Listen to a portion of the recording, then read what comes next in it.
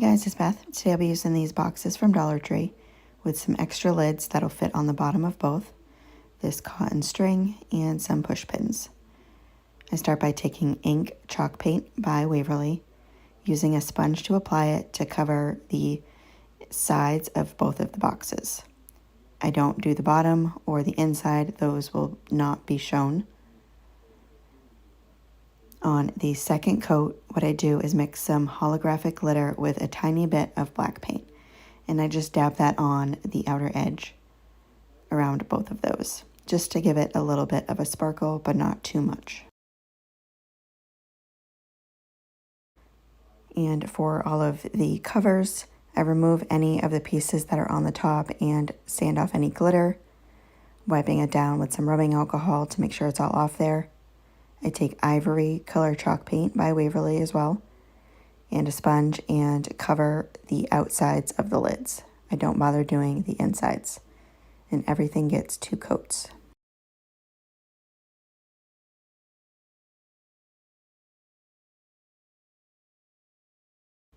After everything is dry, on the inside rim, I add some hot glue and then place down the box that matches that size.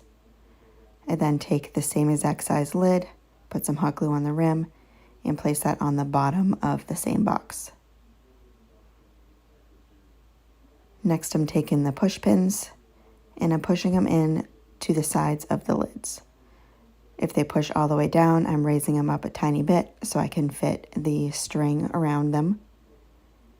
And I'm spreading them apart about 2 inches. I'm not measuring, I'm just kind of eyeballing it.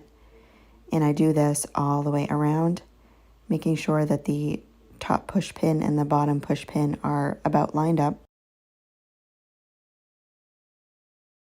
And then I want all the push pins to match in color to the lids.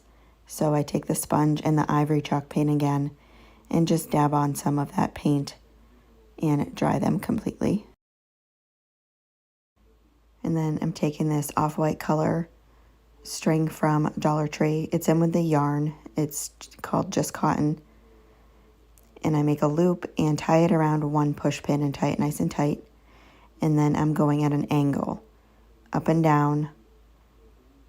So just skipping one and then covering the next one. Do this until I meet up with the string I started with and tie those together and cut off the excess. And it depends on how many push pins you put around, if you have to do this and start over and do the string again. If you do it with the right amount, you'll just have to continue until it's all the way around.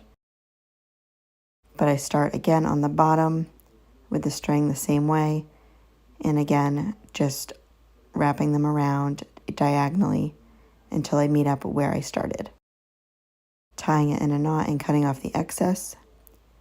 And then I go around and push down all of the push pins.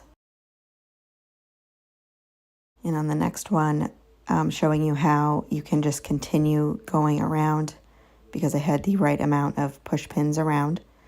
So I'm alternating. Then once I get to where I started, I'm able to just keep going, wrapping it around the push pins until the X's are all the way around. Again, tying it in a knot, cutting off the excess and pushing them in. And that's it for this project. Thank you guys so much for watching.